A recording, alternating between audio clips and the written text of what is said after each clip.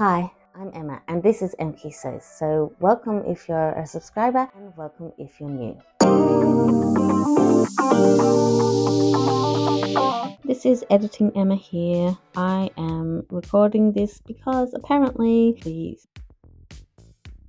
Sew Phoenix got lost. So here I am to tell you all about the challenge. The Sew Phoenix challenge is about recreating something from your sewing past. So that could be anything from your sewing past, including bags, toys, quilts, garments, whatever it is that you like to sew. You just have to recreate something from your past and show how you've improved the item by demonstrating your improved knowledge and skills that you've gained through your sewing practice. Once you've completed your item, you then have to post it on Instagram in September and tag Sam from Sew Let's Sparkle with Sam, Rachel from The French Seams, and Catherine from Sew Vertum Makery. And remember to use the hashtag when posting on Instagram. Let's get back to the video. When this challenge was first brought to my attention, I did have a think back. And I actually do remember making in my late teens, early 20s, a skirt as part of a sewing class that I went to. I remember it having a waistband, a zip, and a hook and eye closure, and I remember it was like a floaty circle skirt, and I know I made it in like a black chiffon fabric. I also know that it never fit me and I never wore it. That's one of my earliest memories, but it never fit me. I did go looking at some vintage patterns to see if I recognized any of them, and I didn't. I did find two patterns that kind of were similar to it. One of the patterns was McCall's 3585. It was just a floaty style skirt, which has a similar feel to the one that I made. And the other vintage pattern that I found online that has a waistband and zip like the one that I made was Butterick 4062. I know that the skirt that I made was above the knee, or at least I made it to be above the knee, but it never fit me, so I never wore it. So who knows? I have no idea what happened to that skirt. It's gone. I'm assuming that it went to the op shop at some point. I feel like the fact that that skirt didn't fit really gave me a bit of a phobia of installing invisible zips, and if I install an invisible zip, then the item of clothing will not fit me. I still have a little bit of a fear of invisible zips. So that is something I definitely need to get over. I'm not sure that I'm going to try and doing that in this challenge. My skills have grown enough to meet the goals of this challenge, but maybe one day soon I'm going to be brave enough to install an invisible zip. I know Christine from the Gemini Stitcher has recently done a invisible zip tutorial and she makes it look really easy. So hopefully one day I actually get the courage to give it a go. So that was in my late teens, early 20s that I made that skirt, and then I didn't touch a sewing machine until about 15 years ago when I started making toys, and I started with Dilbert. After making him, that just led to more toys, and toys led to bags, and bags led to more bags, and more bags led to sewing patterns for bags, and that led to burnout. So that was the beginning of my sewing journey. It wasn't until about 10 years ago that I decided to dip my foot back into garment sewing. Around 2015, I made my next garment, and I remember attempting the Pembley pullover, which is a pattern by Peekaboo Patterns, and I don't have a photo of this one because it was a complete disaster. I vividly remember the fabric that I used to make this one. I used this fleeceback French terry with no stretch in it because I didn't know what I was doing to make this Pembley pullover. It was black with these big purple, really ugly flowers on it, and it turned out terribly. So that one I think actually ended up in the bin. I don't think I actually ever wore that one, and I don't think I submitted anyone at the op shop to it either. I think that one ended up in the trash. I don't remember what happened to it, but I don't have it anymore, thank goodness.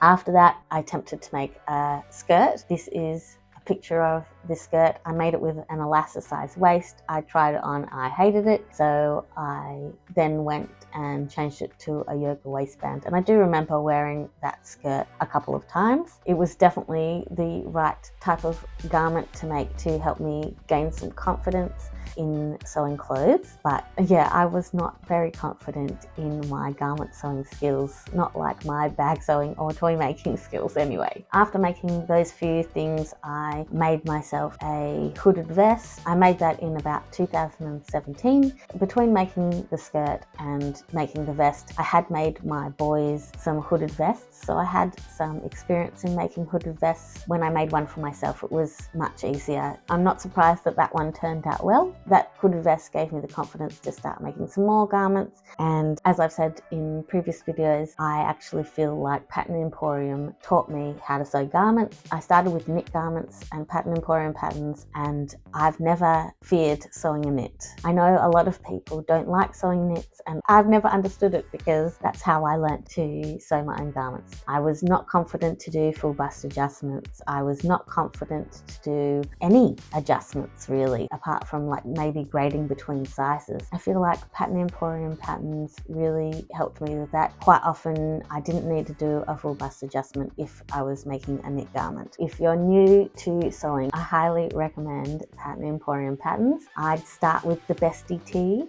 I think that's my most made pattern out of all Pattern Emporium patterns. Give that one a go. Don't let that little bit of success that I've had distract from the fact that I still have disasters quite often. I still have disasters. In fact, I have a disaster box. This is where garments that I've been making go when they've been sent to the naughty corner.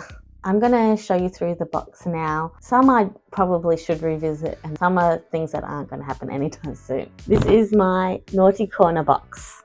So would you like to see what's inside? We'll go from the bottom to the top, shall we? This is still in pieces. Let's unfold this and see what it is. These are the Hepburn shorts by Pattern Emporium. There you have it. I did install the zip. It's a side zip. The pockets look pretty good, but I know that I stopped making these because they didn't fit.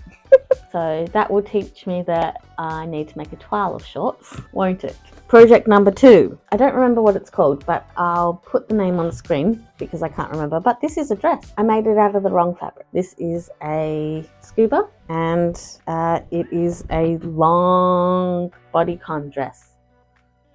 For someone who does not like to show all the curves on their body, bodycon dresses are not the best idea to make. I mean, I don't mind my curves, I quite like them, but bodycon, not the best idea of something to make for myself. So that one never got finished either. It's staying in the naughty corner box for now. And next was another very fitted dress. If I didn't like one very fitted dress, am I gonna like another very fitted dress? Probably not. I also think I stopped making this because it felt a bit like a nightie because of the fabric. It's a spotty fabric.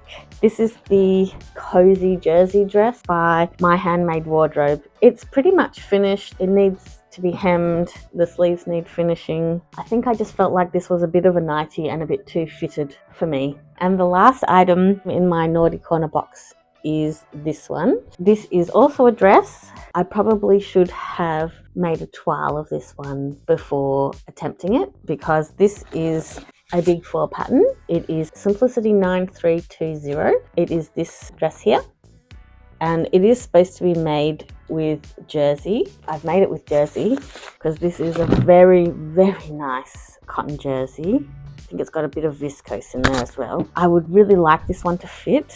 It's princess seams. I'd never made anything with princess seams before, and I definitely need to work on that. You can see from the image here, it's got princess seams. In the line drawing of the back, it's got some seam lines in there as well. Anyway, what has this sort of reminisce of my garment sewing journey been about? I think it's finding out that I've been a bit turned off by zips in clothing items. With zippers, obviously, I'm a little bit scared of them, but I did put one in my Mari sweater recently and that one went in fine. I'm definitely turned off by tight bodycon items and being able to fit them so that I don't feel bad about myself. Other people would think that I look fine, but if I don't feel comfortable in an item, then there's no point in me wearing it because I want to feel like my best self all the time. And I think we all should. Just because I don't like bodycon on me doesn't mean that you shouldn't like it on you. Each person feels about their body however they feel, and that is okay. So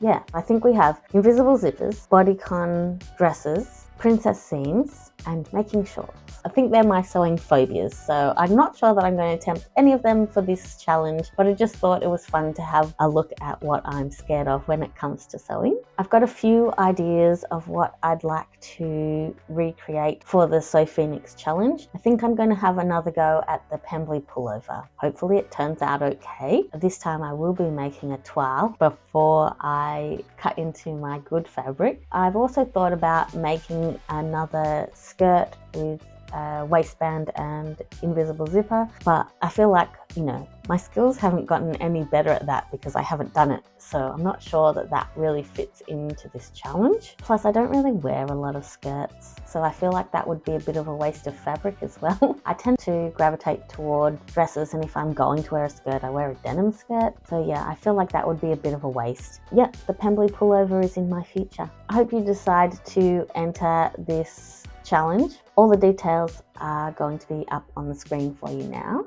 It's super fun to have another go at a pattern that has been a disaster in the past, and I think the results of this challenge are going to be really fun to watch, so definitely click on the link below to the playlist of all the other wonderful vloggers that are part of this vlogging tour. And thanks so much to our wonderful 3 hosts. All their details are up on the screen. So I hope you enjoyed this video and me talking you through points of my sewing journey. I hope that I can rise from the ashes and make a Pembley pullover that doesn't suck. But that's it from me. I hope you have a creative day and I'll see you next time. Bye!